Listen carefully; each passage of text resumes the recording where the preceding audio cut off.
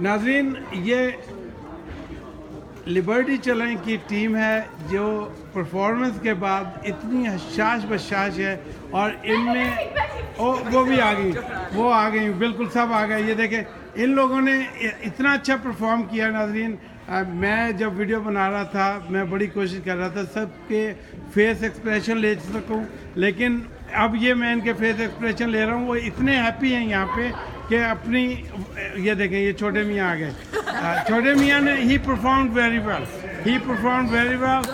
आप आ गई, माशाल्लाह माशाल्लाह, पूरी टीम आ गई। लो भी, आप भी आ गई, सब लोग आ गए। ये नाज़रीन देखें, इधर कोई कैमरे के बिहाइंड ना हो जाए। तो ये लोग, इन लोगों ने बहुत अच्छा परफॉर्म किया और मैं इसमें तहे दिल से दिल अपना पाकिस्तान, गौसलो और ये आपकी पूरी टीम, ये नाम, ये दोनों जो मैंने लिए हैं, ये वो आपकी मेहनत है जो यहाँ पे रंग लाई है। तो देखते रहिए वैंकूवर की जान, दिल अपना पाकिस्तान।